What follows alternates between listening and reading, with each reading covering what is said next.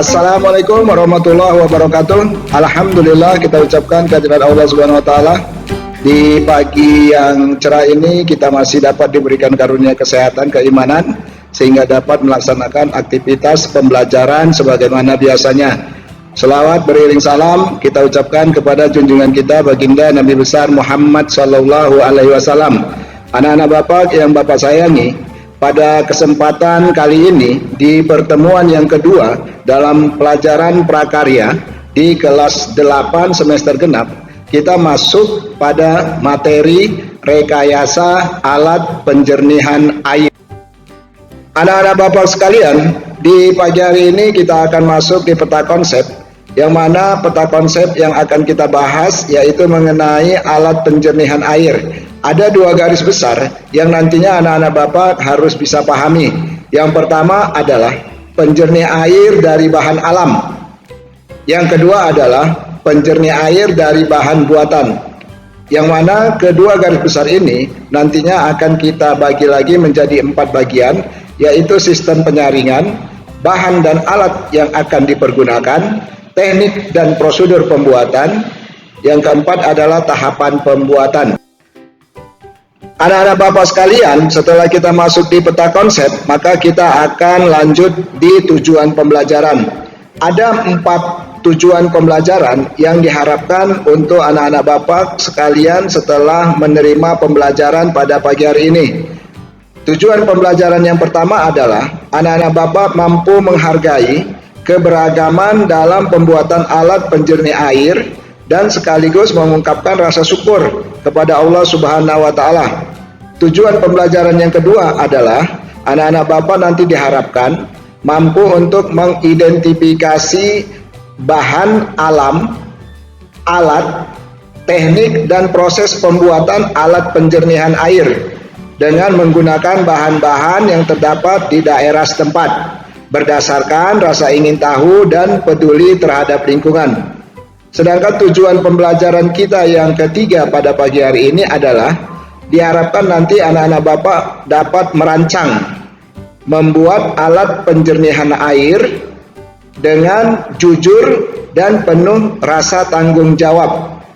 Tujuan pembelajaran kita yang keempat pada pagi hari ini adalah anak-anak Bapak diharapkan nanti mampu menguji dan mempresentasikan alat penjernihan air yang ada di daerah setempat maupun di daerah lain dengan disiplin dan tanggung jawab yang tinggi. Selanjutnya anak-anak Bapak sekalian, kita masuk ke materi pembelajaran pada pagi hari ini, yaitu mengenai penjernihan air dari bahan alami. Cara yang paling mudah dan yang paling umum digunakan untuk melakukan proses penyaringan adalah dengan membuat alat penjernih air yang sederhana. Ada beberapa proses penyaringan yang mempunyai tujuan-tujuan, yaitu sebagai berikut. A. Menghilangkan gas-gas yang terlarut pada air. B. Menghilangkan rasa yang tidak enak pada air. C. Membasmi bakteri patogen yang sangat berbahaya untuk kesehatan tubuh. Dan yang D adalah agar memperkecil sifat air yang akan menyebabkan terjadinya endapan baik di pipa-pipa saluran maupun di tempat media penampungan air. Anak-anak Bapak sekalian, setelah kita membahas mengenai penjernihan air dari bahan alami, maka yang berikutnya adalah kita akan membahas mengenai penjernihan air dari bahan buatan. Sama-sama kita ketahui bahwasanya tujuan daripada penjernihan air dari bahan buatan hampir sama dengan penjernihan air dari bahan alami, yaitu untuk memperoleh air yang bersih. Di dalam pengolahan penjernihan air bahan buatan tetap dilakukan secara fisika melalui beberapa tahapan-tahapan, yaitu penyaringan, pengendapan, dan penyerapan. dengan menggunakan bahan buatan manusia seperti bahan kimia. Hanya saja yang perlu anak-anak Bapak ketahui, terdapat perbedaan antara alami dan buatan. Yang alami ini pada umumnya mempergunakan bahan-bahan dari alam, sedangkan yang buatan mempergunakan bahan yang bercampur kimia yang sudah diolah oleh manusia seperti tawas dan bubuk kapur. Anak-anak Bapak sekalian, kita akan melanjutkan pembelajaran kita yang berhubungan dengan teknik dan prosedur pembuatan alat penjernihan air dengan bahan buatan. Dalam proses pembuatan alat penjernihan air sebenarnya lebih mudah dan anak-anak Bapak bisa menyiapkan suatu bak atau tempat penampungan air yang kotor sehingga dapat memadai dan diberi pengaduk untuk mencampur bahan kimia. Selanjutnya, setelah bak disiapkan, maka air dimasukkan dan dilakukan proses pengendapan dan penampungan air yang bersih. Pembuatan bak-bak seperti itu pasti akan menerapkan teknik melubangi, menyambung, memotong, baik agar penjernihan air tidak bocor. Selanjutnya, bahan-bahan kimia yang digunakan dalam menjernihkan air pada umumnya tidak menimbulkan gangguan kesehatan apabila terminum oleh manusia, asalkan sesuai dengan petunjuk dan penggunaan bahan yang sudah ditentukan. Terdapat beberapa bahan buatan yang sering atau banyak digunakan oleh masyarakat. Contohnya adalah seperti tawas, kaporit, dan batu gamping atau sering disebut dengan batu kapur. Anak-anak Bapak sekalian, di layar monitor terdapat alat-alat yang digunakan dalam pembuatan penjernihan air.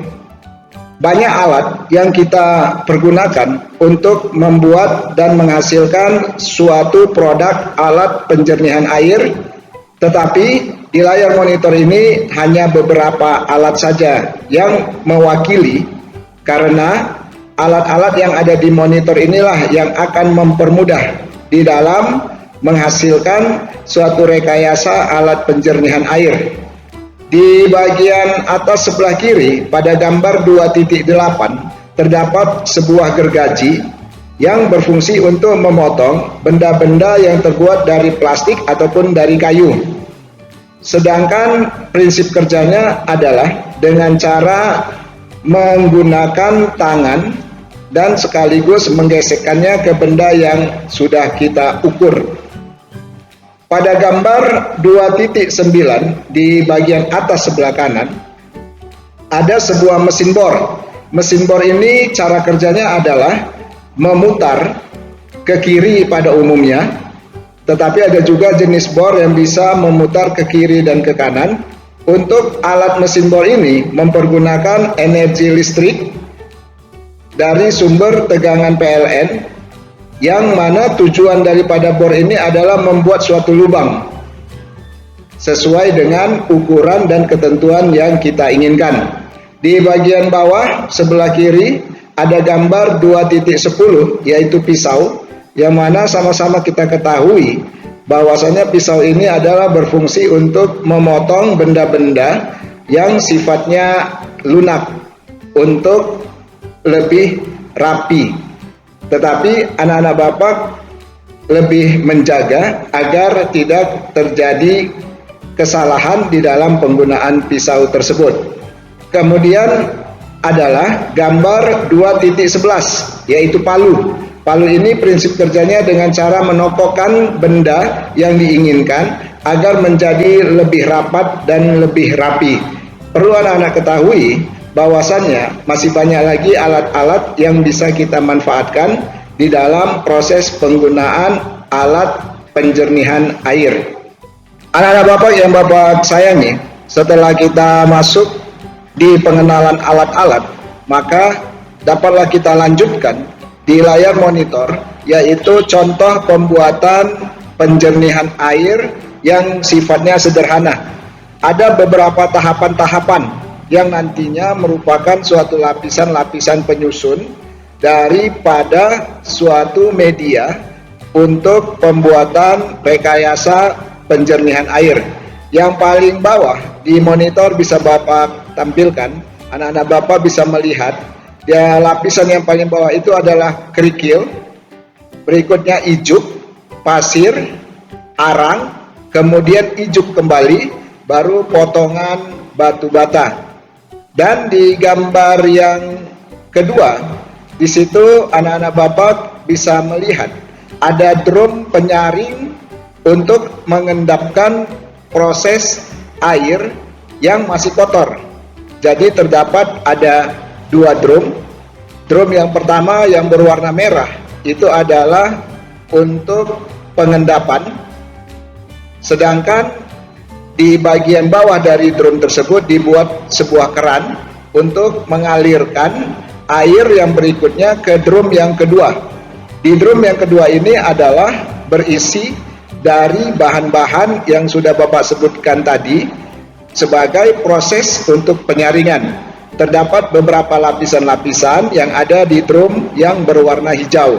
Kemudian output keluaran daripada drum yang berwarna hijau itu sudah merupakan suatu air bersih yang bisa dimanfaatkan untuk kebutuhan sehari-hari. Sebelum kita akhiri pembelajaran kita pada pagi hari ini, maka dapatlah kita buat sebuah rangkuman dari apa yang sudah Bapak jelaskan pada proses pembelajaran. Yang pertama adalah pengolahan air bersih sangat dibutuhkan karena adanya polusi tanah yang diakibatkan oleh pembuangan limbah. Yang kedua adalah untuk mendapatkan air bersih, cara yang paling sederhana dengan membuat penjernih air atau saringan air. Yang ketiga adalah proses penjernihan air bertujuan untuk menghilangkan zat pengotor ataupun untuk memperoleh air yang kualitasnya memenuhi standar persyaratan kualitas air. Yang keempat adalah syarat standar dari kualitas air antara lain menghilangkan gas-gas terlarut, menghilangkan rasa yang tidak enak pada air, membasmi bakteri patogen. Patogen itu artinya penyakit yang berbahaya, memperkecil sifat air yang menyebabkan terjadinya endapan pada pipa ataupun saluran air. Yang kelima adalah beberapa teknik penjernihan air untuk mendapatkan air bersih, yaitu dengan proses penyaringan, dengan proses pengendapan. Yang keenam adalah dalam pembuatan penyaringan air ada dua jenis, yaitu penjernihan air dengan mempergunakan bahan alami dan penjernihan air dengan mempergunakan bahan buatan. Demikianlah materi pembelajaran kita pada pagi hari ini. Sebelum Bapak akhiri, bahwasanya nanti akan ada tugas-tugas tambahan seperti soal-soal dan pengayaan-pengayaan yang lainnya untuk menambah wawasan anak-anak Bapak dalam materi penjernih air sederhana. Bapak rasa demikian saja pertemuan kita dan Bapak akhiri. Wabillahi taufik wal hidayah. Assalamualaikum warahmatullahi wabarakatuh.